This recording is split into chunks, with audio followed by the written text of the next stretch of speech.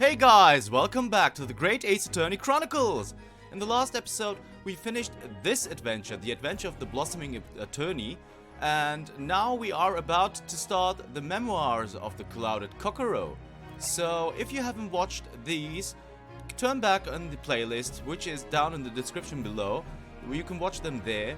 But now, we are about to start a new adventure, which is not an adventure, but a memoir it seems. So, let's just get into it.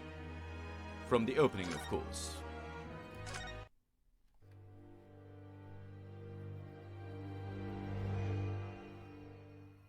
Ooh, okay. It was a ghastly tale of a winter's night. One of an invisible killer and a crime perpetrated on the pavement along Briar Road. As the victim lay at death's door, the mystery of just who had stabbed the young lady from behind had been resolved. But no sooner had my friend saved that Eastern Exchange student from his harrowing plight than in the dim, flickering shadows of gaslight did a second bizarre crime rend the stillness of that very night. I dare say most can still recall the sensational headlines of the day. Haunted apartment of death. The condemned criminal's curse. The dread demon of coal gas. Yet, though the great detective had at once discerned the truth upon his arrival at the scene, it only proved to be the overture that announced the rising of the curtain on a most tragic play.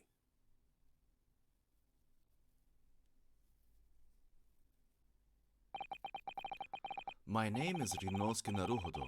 I'm a fledgling lawyer, just starting out on my journey. 6 months ago, I arrived as a visiting student of law. Having made the long voyage across the sea from the Empire of Japan to here, London, England. And on the way, in quite extraordinary circumstances, I made the acquaintance of a world-famous detective. Currently, I reside in the attic of the detective's own lodgings, from where I run my legal consultancy of sorts. I've successfully defended a number of clients in Britain's highest court, the Old Bailey. But since a particularly grueling and unforgettable legal battle 4 months ago now, I haven't returned to the courtroom. In truth, I lost my right to return. But that epic trial was just one small part of an epic tale. A tale which was now about to awaken from slumber. Thanks to a letter that arrived this morning from my homeland.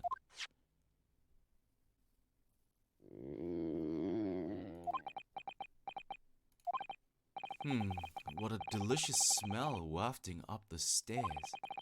It must be nearly time for breakfast. I'd better get down to Mr. Sholmes' suite and say good morning to the great detective and his flatmate.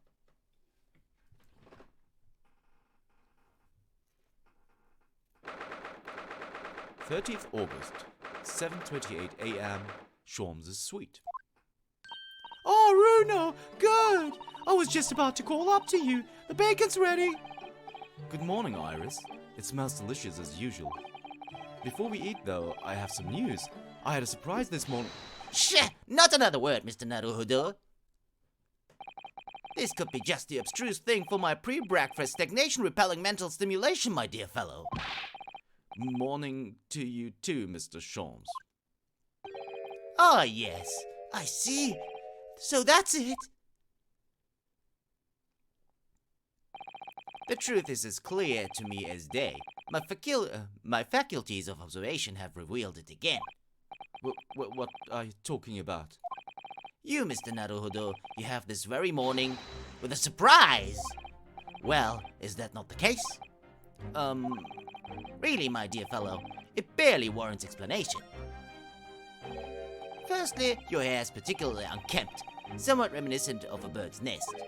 Secondly, you have neglected to fasten the third button of your jacket. Clearly, when considered together, these two facts point to you having been flustered this morning. Can I talk now? But of course, though I don't look for admiration, you understand. my hair always looks like this. It's been this way since I first met you. Oh, it has? And the button was ripped off last night, if you remember. By you. Hurley pulled your button off? Ah, yes, I recall the incident now. It was after supper, was it not? As the evening advanced, I picked up my violin and began to play the wailing notes of a haunting tune. But then, to my utter dismay, the third string snapped. Why did it have to happen? Why? Little wonder then, that in my vexation, I grabbed the first button I saw and ripped it from its proper place. Well, I'd like it back now, please. It's troubling me that I can't fasten my jacket. And it's troubling me that you expect me to know where it is. Somewhere from thereabouts on the floor, one presumes. Helpful? What matters at the present time, my dear fellow, is simply whether or not my deduction was unerring. But Hurley, Bruno said it when he came in, didn't he? I had a surprise this morning.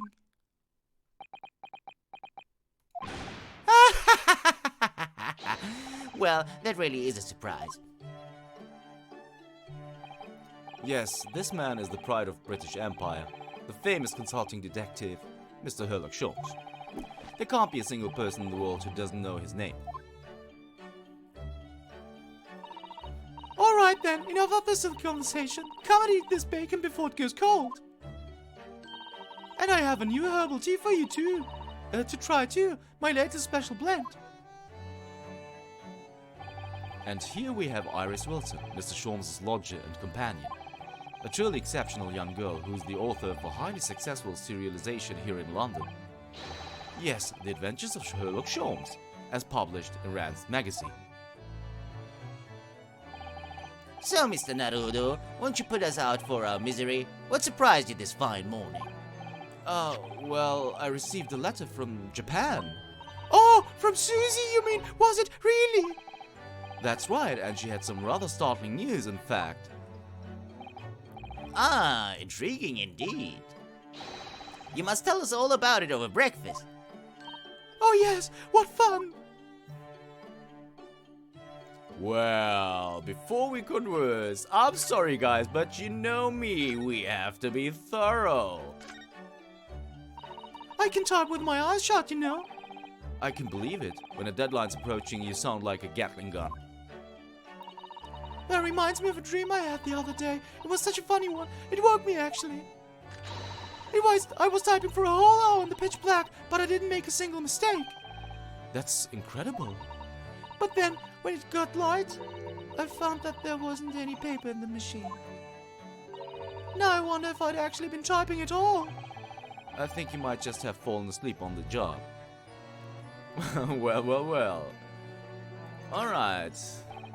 There are so many different bottles up there on that charming little set of white shelves. Oh, do be careful, Runo. You mustn't try the contents of any of those bottles, even if you're hungry. I wouldn't do something stupid like that. I'm not a child, you know.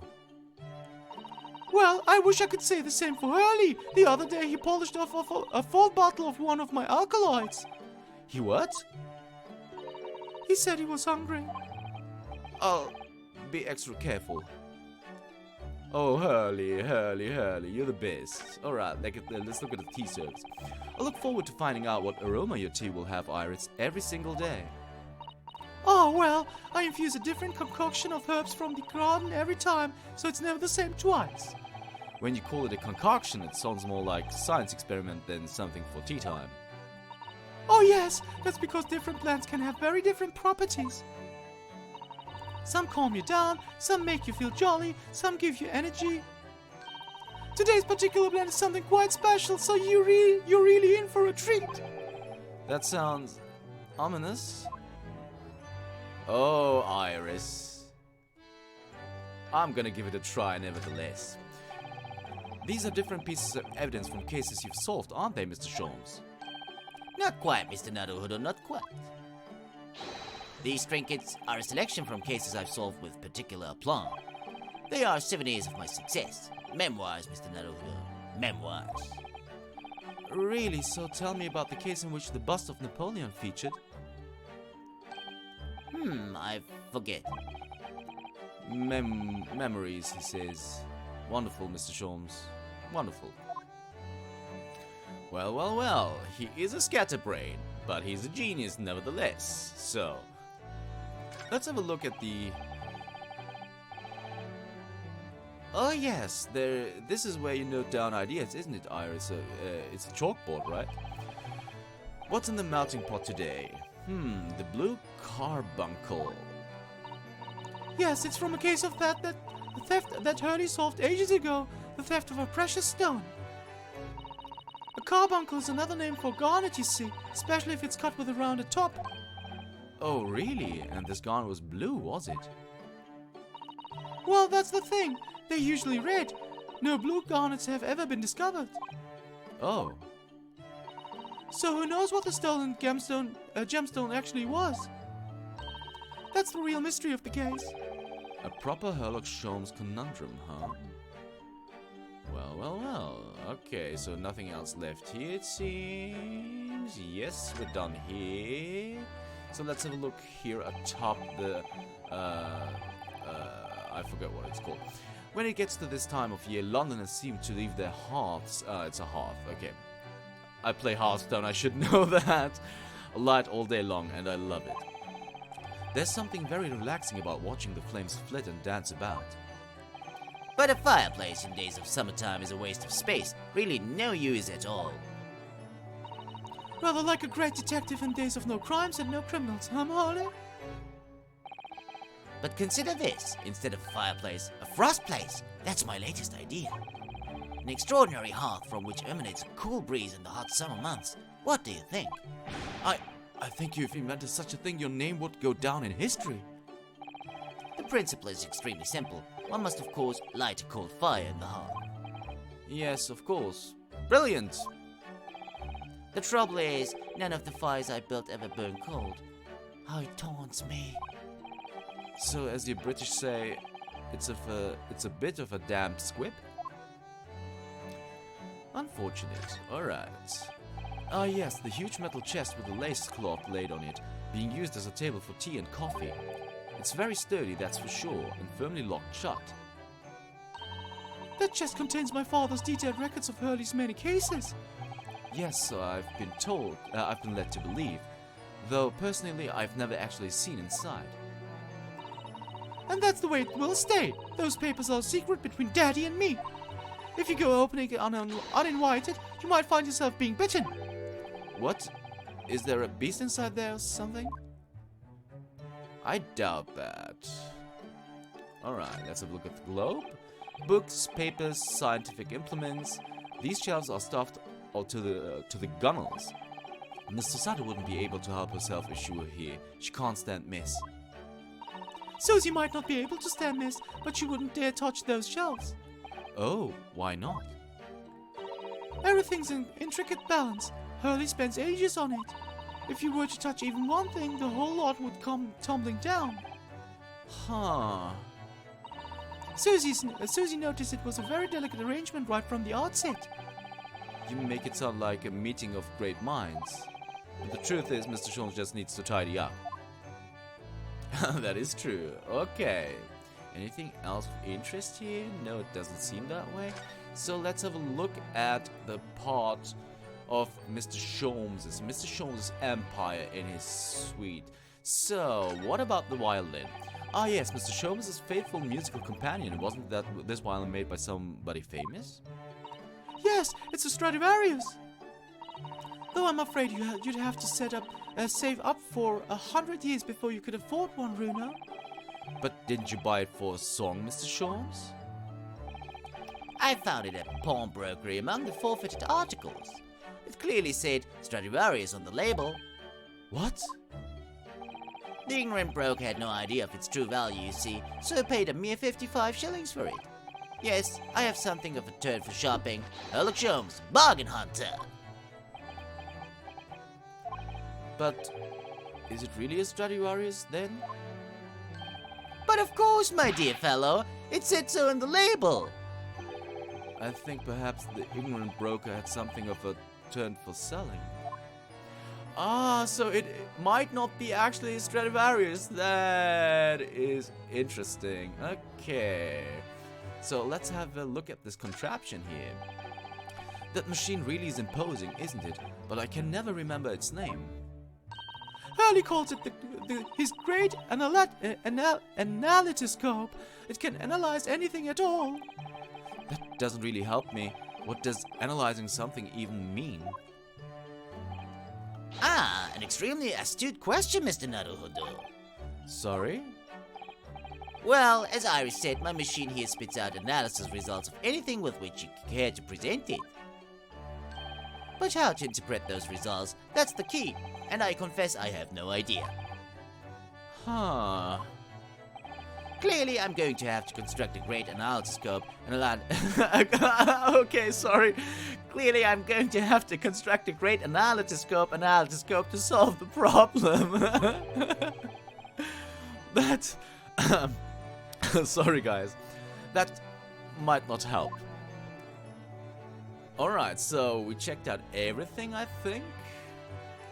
What is this? Okay, it doesn't seem to be able to be analyzed, so that means we are... Oh, we're gonna present our armband, of course. First, we're gonna examine it because we want to be thorough.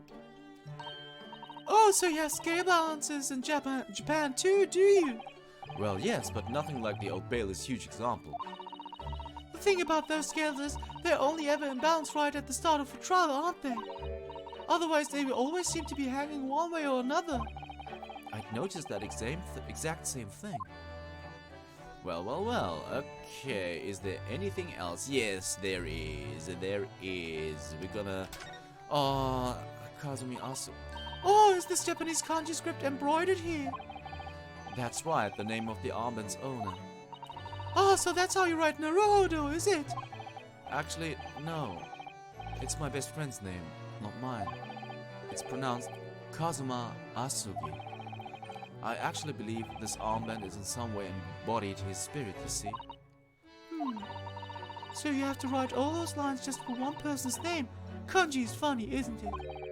That's right. Never mind my feelings about my best friend. It's lines I really want to talk about. Yeah, if you haven't watched those, I do have another playlist for adventures. You can check that out. It's a really sad story with Asuki Kazuma. It's quite close to what Dementia thing in Ace Attorney is with Mia. Nevertheless, let's talk about Miss Susato's letter now. This is the letter that arrived from Japan this morning by International Post. Oh, how lovely! Look at Susie's beautiful writing. I wish I could read it. And how is your judicial assistant faring, may I ask? She's very well. She's very well, thank you. In fact, according to what she's written, she actually appeared as a lawyer at the Japanese Supreme Court and won a case. Oh, really? Oh, isn't she wonderful? A cut above your good self, my dear fellow. I've won cases too, you know. Apparently, Mr. Natsume appeared in the trial as a witness. Natsume. No, I don't recall that name. Of course you do. We helped the man twice. You know, in those two cases that took place on Briar Road 6 months ago. Ah, the moustache twitchy man with the somewhat feline eyes and the moustache. He didn't have two moustaches, Hurley. Yes, who could have forgotten those two cases? They made a very deep impression on me. Although I must confess, the details are a little hazy now. A very deep impression they made on you, clearly. Alright, so let's talk about the startling news. So, what was this startling news penned by Miss Susato?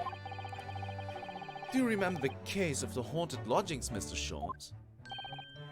Ah yes, it's very interesting, you know.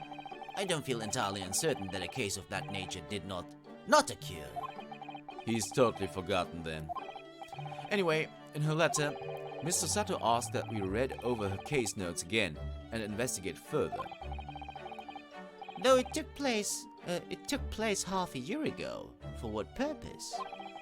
Because of something that Mr. Natsume said to her, apparently. He suggested that the real reason why she was called back to Japan so suddenly might have something to do with that case of the haunted lodgings. Oh. On Mr. Natsume's return to Japan, Mr. Sato's father questioned him about the case, he says. And something Mr. Natsume said appeared to trouble Professor Mikotoba, prompting him to send that telegram. Oh, that case? Yes. It was very strange, wasn't it? Yes.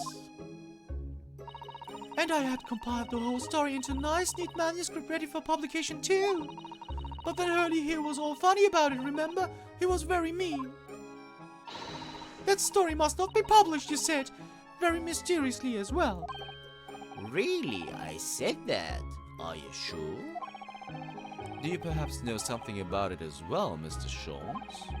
About why Mr. Sato was suddenly told 4 months ago, 4 months ago, this is clearly a typo, that she had to return to Japan. Mr. Sato's repatriation. It's been 4 months now since we have waved Susie off at Dover. It was such a shock, wasn't it? The way she just suddenly announced that she had to go back to Japan. Indeed it was, due to a telegram she received from her homeland, I believe. That's right, telling her to return urgently. Yes, because her father had passed away. No, it's just said he was suffering from a high fever, the cause of which was unknown. He's not dead. But according to this letter, that news about her father's fever was just a ruse. A ruse? So Susie's daddy lied to her so that she'd make the voyage back home? Why would he do that? I have to admit, I have absolutely no idea. But she believes it's almost certainly related to the case of the haunted lodgings.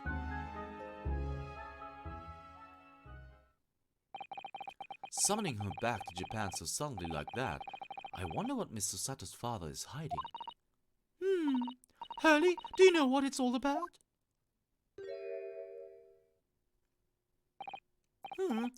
Well, who can say?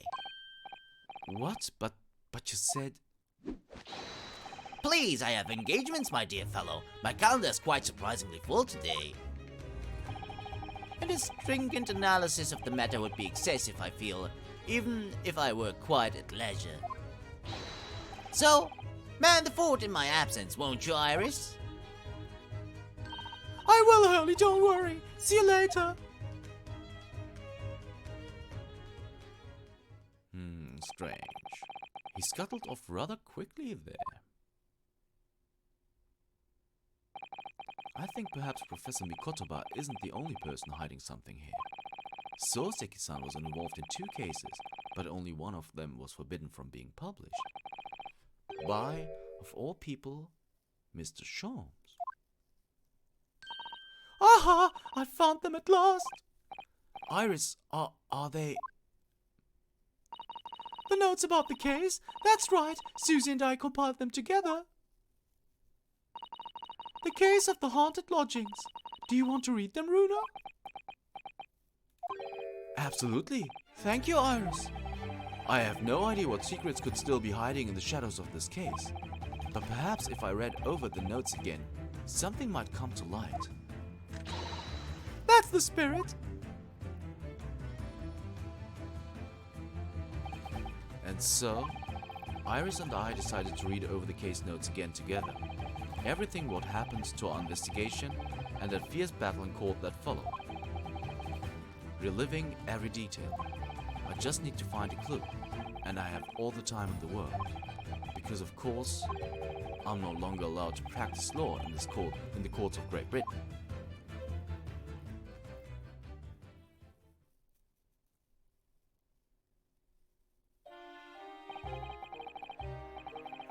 It was 6 months ago, a mysterious incident that unfolded on the wintry streets of London. A young woman was found lying on the snowy pavement of Briar Road with a knife in her back. Fortunately, Her life was spared, but she was unconscious for several days following the incident. The fog was thick, and nobody saw her attacker, but by a cruel twist of fate, a visiting Japanese student was walking behind her at the time and was duly arrested.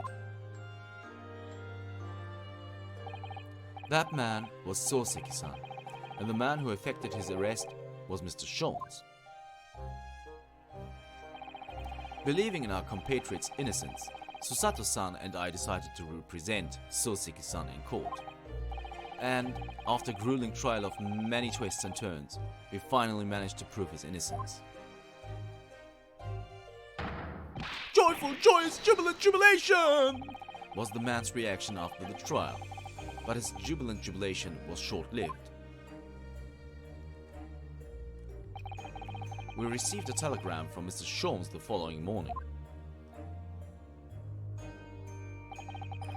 The victim of the Briar Road stabbing has regained consciousness. Hurry to Bart's at once. So Susato-san and I summoned a hansom and headed immediately to the hospital.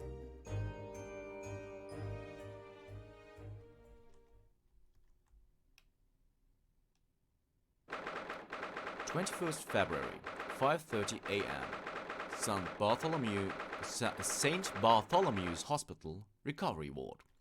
Well, we haven't just reached the half-hour mark yet, guys, but we are very close, and this is going to take some time. So I'm gonna call it quits for this episode of the Great Ace Attorney Chronicles Resolve.